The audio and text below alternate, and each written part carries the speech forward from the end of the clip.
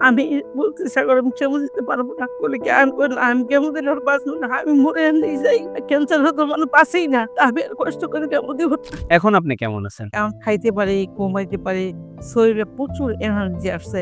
আলহামদুলিল্লাহ। আমি হাঁটতে পারতাম না। মানে আমার বাসাটা দোতলায় ছিল। আমি এক সিঁড়ি উঠে ছাদও যেতে পারতাম না, এক সিঁড়ি নিচেও যেতে পারতাম না। তো সেই অবস্থা থেকে দেওয়ার আলহামদুলিল্লাহ জন্য আপনাকে মুক্তি দিছে। কাছে একটা বাজার আছে এবং প্রতিদিন যাই। আমার ডায়াবেটিস আছে, ঢাকার জন্য যাই। একটু টাটকা শাকসবজি নিয়ে আসি, হ্যাঁ, একটু হাসতে আসি। মানে আল্লাহর রহমতে আপনি একসময় পুরা বিছানায় পড়া ছিলেন। এখন বর্তমানে আল্লাহর রহমতে আপনি নিজে হেঁটে ক্যান্সার তো একদম নাই। শারীরিকভাবে অনেক যেটা দুর্বল ছিলেন, এখন শক্তি আছে আলহামদুলিল্লাহ। এখন নিজের যে হেঁটে পাশের বাজার থেকে গিয়ে বাজার করতে পারেন। আসসালামু আলাইকুম ওয়া রাহমাতুল্লাহি ওয়া বারাকাতুহু। আমি ডক্টর মোহাম্মদ আসলাম। বর্তমানে বিশ্বনন্দিত ক্যান্সার চিকিৎসা কেন্দ্র গণস্বাস্থ্য হোমিওতে এজ এ ক্যান্সার চিকিৎসক হিসেবে নিয়োজিত আছি। আল্লাহর রহমতে আমরা আজকে সরাসরি একটা রোগীর কাছে চলে যাব, যিনি কিনা ব্রেস্ট ক্যান্সারে আক্রান্ত হয়ে আমাদের এখানে চিকিৎসা আসছিলেন এবং আল্লাহর রহমতে আমাদের এখান থেকে চিকিৎসা করে বর্তমানে উনি সম্পূর্ণরূপে সুস্থ আছেন। চলুন আমরা শুনে আসি ওনার মুখ থেকে কিভাবে উনি আক্রান্ত হয়, কিভাবে চিকিৎসা করেন এবং বর্তমান কি অবস্থাতে আছেন। আসসালামু আলাইকুম। ওয়ালাইকুম আসসালাম। আন্টি কেমন আছেন আপনি? আলহামদুলিল্লাহ। আল্লাহ ভালো রাখছে। আল্লাহ ভালো রাখছে। আপনার নাম জানি কি? আমার নাম মোসাম্মদ শিরিন আক্তার। মুসাম্মদ শিরিন আক্তার। আপনার বাবার নাম কি? আব্দুর রশিদ মন্ডল। আপনার মায়ের নাম? জয়গুন বেগম। জয়গুন বেগম। আপনি বর্তমানে থাকেন কোথায়? গাজীপুর। গাজীপুর। গাজীপুর কোথায় এটা? এটা ডুয়েট গাজীপুর। ডুয়েট ইউনিভার্সিটির সাথে, মানে ডুয়েট গাজীপুর। হ্যাঁ। কি নামে আপনাকে খোঁজ করলে পাওয়া যাবে? তো আমার ছেলে লিখে, হ্যাঁ, যে সাগর ইস্তিয়াক সাগর। ইস্তিয়াক সাগর, মানে ডুয়েট গাজীপুরে গিয়ে যদি আমরা ইস্তিয়াক সাগর ভাইয়ের নাম ধরে বলি তাহলে আমরা সরাসরি আপনাকে পাবো। তো আপনি সর্বপ্রথম আমাদের এখানে, মানে আপনি এই যে একটা সমস্যা ছিল, কি জানি সমস্যা ছিল আপনার? ব্রেস্ট ক্যান্সার ছিল। প্রথমে টিউমার ছিল। প্রথমে টিউমার ছিল, পরে সেটা ক্যান্সারের রূপ নিয়েছে। এটা কতদিন আগে? টিউমারটা প্রায় 13-14 বছর 24 সালে আইসা ডিসেম্বরের দিকে দিকে। সম্ভবত আপনার এটা আবার যখন টেস্ট করলেন, হিস্টোপ্যাথোলজিক্যাল টেস্ট আমরা করছি, সেটাতে দেখা গেল যে এটা অলরেডি ক্যান্সার ধরা পড়েছে। হ্যাঁ। আচ্ছা, তো ক্যান্সার হওয়ার পর আপনি কি অবস্থা ছিল, কি কি চিকিৎসা নিয়েছেন? আমি অনেক জায়গায় গেছি, তারপরে দেখি অনেক টাকা খরচ লাগে। পরে মহাখালীতে গেলাম, ওখানে কথাবার্তা বলে চিকিৎসা শুরু করলাম। ওখানেও টাকা লাগছে, অনেক টাকা ছাড়া হয় নাই। তারপর চিকিৎসা চললো, 5টা কেমো দিলাম। 4টে দিছি আমি, মোটামুটি নিতে পারছি। আচ্ছা, কিন্তু 5টার সময় আমি আর নিতে পারতেছি না। কি সমস্যা হয়েছিল?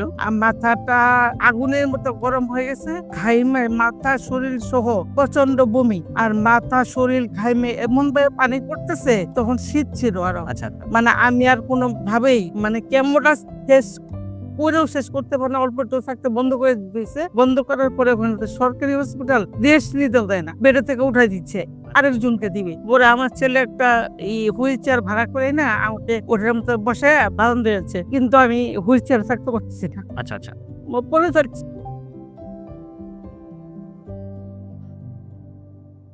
পরে আমার ছেলে মানে আমাকে ধরবে নাকি একটা গাড়ি ঠিক করবে নাকি মেনতে পারছেন না ভাবে কেন করছে সিচুয়েশন বুঝে। পরে আরেকজন হেল্প নিয়ে একটা সিএনজি একদম গাজীপুর আমার বাসা পর্যন্ত মানে 70 টাকা ভাড়া চাইছে, খালি আমাকে চড়ে দিন তলাতে নামায় সিএনজিতে উড়াইছে। আর সারা সিএনজি মনে আমি কোথাইছে মানে আপনি কিছু বলতেই পারবেন না। আচ্ছা, আচ্ছা, পরে বাসায় এলার পরে অনেকক্ষণ পরে আস্তে আস্তে একটু হয়েছে, কিন্তু আমি কিছুই খাইতে পারতাম না। আচ্ছা, মুখে ঘা মারিয়ে দিয়ে জিহ্বা এত পরিমাণে ঘা, আপনি এমনি পানি খেলেও খাইতে পারবেন না। আচ্ছা, আচ্ছা, এমন অবস্থা হয়ে গেছিল। তারপর বমি, মানে আপনি যাও শুধু ভাত খাবেন, তাও বমি হলে কি খাওয়া যাবে না। হ্যাঁ, বমি, প্রচন্ড বমি। আমি শুধু সারাদিন একদিন শুয়ে থাকি, কিছুই খাইতে পারি না। আস্তে আস্তে শুকাইয়া মানে এমন হয়েছে আমি বাথরুমে যেতে পারি। আচ্ছা, আচ্ছা, ওরা আমাকে এমন থাকতে পরে আমি বললাম যে যখন 6 নম্বর কেমো টাইম আসতেছে, আমি বলতে সাগর আমি কেমো দিতে পারবো না। বলে কি আমি কইলাম আমি কেমো দিলে ওর বাঁচবো না। আমি মরে এমনি যাই। ক্যান্সার হতো মানে বাঁচেই না। আমি আর কষ্ট করে কেমো দিব না। বলে আমার ছেলে বলছে তাহলে তোমার কিভাবে চিকিৎসা করে। ও শুক্রবারের দিন নামাজ পড়ে এসে খায়া মোবাইলটা দেখতে আপনাদের অ্যাডটা আসতেছে। এটা অনেক ভালো করে দেখছে। আমার মাইসে বলছে আম্মা একটা কথা, আমি তুমি কি ভিডিওটা দেখবা? আমি কি ভিডিও কোন দেখো। পরে আমি দেখছি, আমি দেখে দৌড়ো ঘুমে কামনা ঘুমে খাইলে ভালো হয় না বোধ ঘুমে কামনা আল্লাহর উপরে বিশ্বাস করে চলো আমরা একটু যাই দেখে আসি। আচ্ছা, ওষুধ খাইতে হয় না। হুম। আগে আমরা দেখে আসি। এটা কত মাস আগে? আজ থেকে 7 মাস। আজ থেকে 7 মাস আগে হবে। আপনার লাইন চলতেছে। জি, জি। পরে আমার আম্মা, আমার ছেলের বউ, আমি, আমার ছেলে একটা প্রাইভেট কার নিয়ে আপনাদের এখানে আসছি। আচ্ছা, আইসা পরে সবকিছু জানছি। আপনার সাথে কথা বলছি, আরো সবাইকে জিজ্ঞেস করছি। মানে অনেকক্ষণ জানছি, দেখছি, পরে দেখা পরে চলে গেছি। ওষুধ সেদিন নেই। আচ্ছা। পরে আমার ছেলে কয় চলো বাসায় যাই, কথা বইলা পরে কি করি বাসায় যাই। পরে কি হবে না হবে সেটা আমরা বাড়িতে গিয়ে কথা বলে নিব। নেই। তো ওষুধ খাওয়ার পর আমরা যেটা আপনাদেরকে বলি যে 4 মাস পর আমরা পরীক্ষা করব। হ্যাঁ, পরীক্ষা করলে হয়তো বা আলহামদুলিল্লাহ আল্লাহ চাইতো নেগেটিভ আসবে। আপ থেকে আমরা কত মাস পরে পরীক্ষা দিয়েছিলাম? 4 মাস পরে 4 মাস পর আমরা পরীক্ষা দিছি।